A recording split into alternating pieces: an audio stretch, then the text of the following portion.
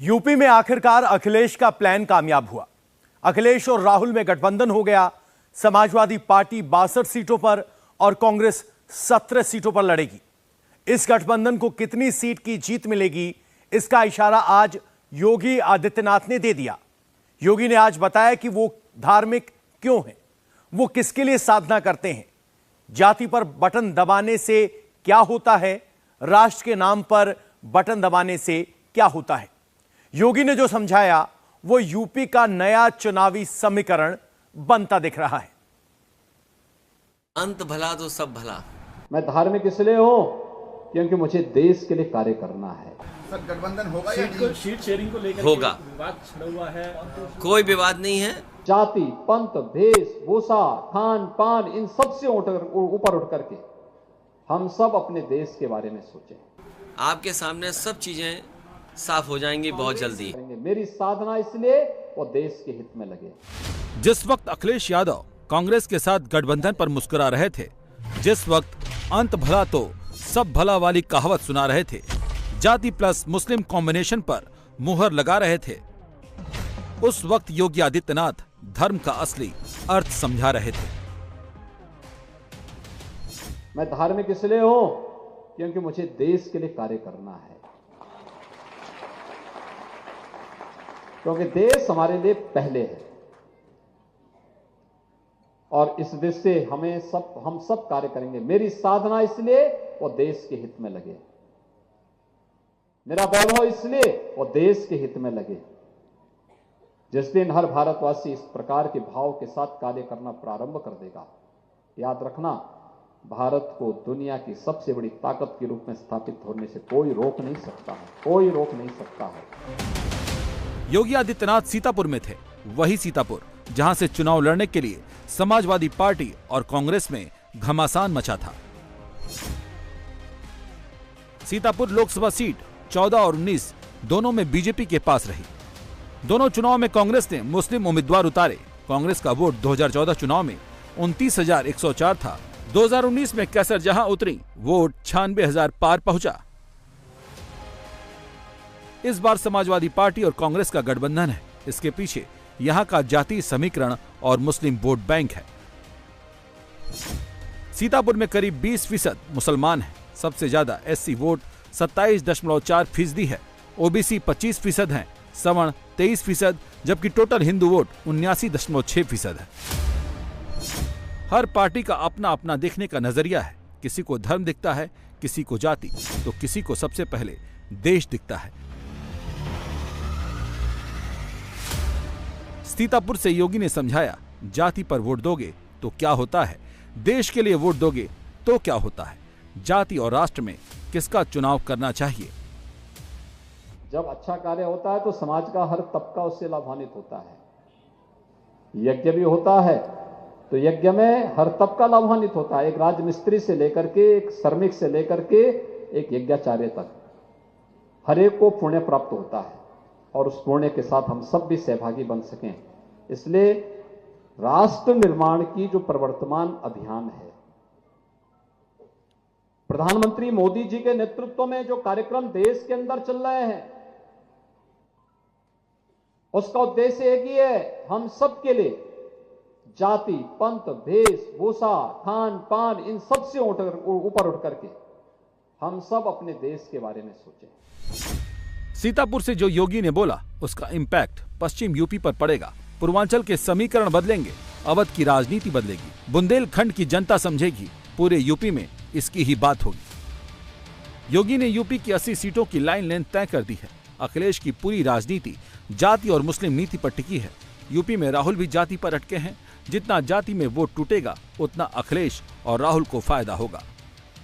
लेकिन मोदी और योगी की सोच राहुल और अखिलेश से बहुत आगे है। 80 में 80 कैसे आएंगे, ये भी पता है। यूपी में बीजेपी राम मंदिर और राष्ट्र की बात कर रही है। राम मंदिर पर राहुल और अखिलेश दोनों चुप हैं। राष्ट्र पर मोदी को नहीं घेर सकते, ये भी दोनों जानते हैं। तो क्या इसीलिए अकेले अखिलेश यादव चुनाव लड़ने से कतराते हैं? राहुल गांधी को भी साइकिल की लिफ्ट चाहिए, वरना उनकी यात्रा का कोई फल नहीं मिलेगा। अमेठी रायबरेली क्या कांग्रेस के हिस्से में जाएगी? अमेठी और अरे रायबरेली ये तो पुरानी बात है, ये तो हम लोग हमेशा ही करते हैं। सीट शेयरिंग पे भी कोई विवाद नहीं है, सीट शेयरिंग पूरी अच्छी तरह हो गई। अब क्योंकि सीटें तय हो गई हैं तो कैंडिडेट भी बहुत जल्दी तैयार हो जाए। राजा भैया से आपके प्रदेश अध्यक्ष मिले थे, क्या वो भी साथ आ सकते हैं? देखिए, प्रदेश अध्यक्ष ही इधर सभी लोगों से मिल रहे हैं जिनकी इच्छा है समाजवादी पार्टी को वोट देने की, और ये समय ऐसा होता है राज्यसभा का, बहुत से लोग वोट देना चाहते हैं। कांग्रेस के बीच गठबंधन का गणित सुलझ चुका है। यूपी में समाजवादी पार्टी और कांग्रेस के बीच गठबंधन की पिक्चर क्लियर हो चुकी है। यूपी की 80 सीटों में अखिलेश 62, कांग्रेस 17 और नगीना सीट चंद्रशेखर को मिलेगी। आपसी समन्वय से, चर्चा से यह निर्णय लिया गया है कि भारतीय राष्ट्रीय कांग्रेस यहां पर उत्तर प्रदेश में 17 सीटों पर चुनाव लड़ेगी और इस गठबंधन के तहत अन्य जो बची हुई 63 सीटें,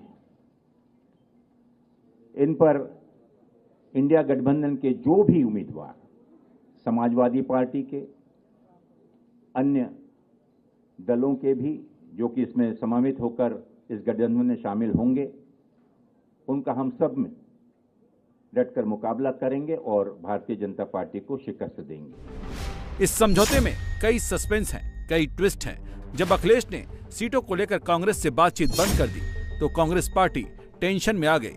इस डील के इनसाइड स्टोरी का सेंटर पॉइंट प्रियंका गांधी हैं, जिन्होंने खुद लखनऊ फोन घुमाया। प्रियंका गांधी के फोन करने के बाद ही अखिलेश डील को सील करने के लिए राजी हुए। फोन पर बात होने से पहले मुरादाबाद सीट छोड़ने की शर्त थी, जो कांग्रेस ने मान ली। इस बातचीत में प्रियंका ने भी अखिलेश से ऑफर में कुछ बदलाव की मांग की। पहला ये कि हाथरस की जगह सीतापुर की सीट, दूसरी श्रावस्ती के लिए कांग्रेस बुलंदशहर मथुरा सीट छोड़ने को तैयार, और तीसरा वाराणसी सीट से अखिलेश अपना कैंडिडेट वापस लें। कांग्रेस एसपी अलायंस में कांग्रेस को अमेठी, रायबरेली, प्रयागराज, वाराणसी, महाराजगंज, देवरिया, बांसगांव, सीतापुर, अमरोहा, गाजियाबाद, कानपुर, झांसी, बाराबंकी, फतेहपुर सीकरी, सहारनपुर, बुलंदशहर, मथुरा। पार्टी शुरू से ही चाह रही थी गठबंधन हो, लेकिन थोड़ी देरी हुई है क्योंकि हमारे यहाँ पे सामने भाजपा खड़ी है।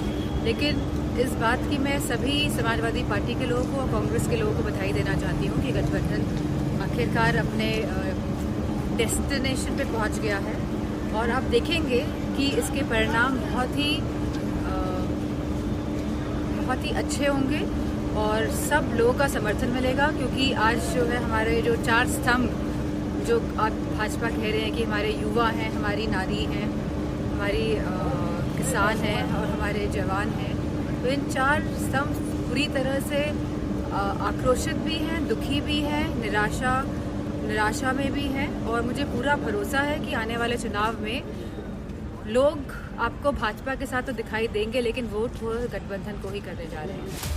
इसमें से अमेठी, रायबरेली सीट कांग्रेस का गढ़ है। वाराणसी में कांग्रेस को चुनाव इसलिए लड़ना है ताकि कांग्रेस की नेशनल पार्टी वाली इमेज बनी रहे, क्योंकि वाराणसी से बीजेपी के टिकट पर प्रधानमंत्री नरेंद्र मोदी मैदान में आते हैं, वहां कांग्रेस को कोई चांस नहीं है।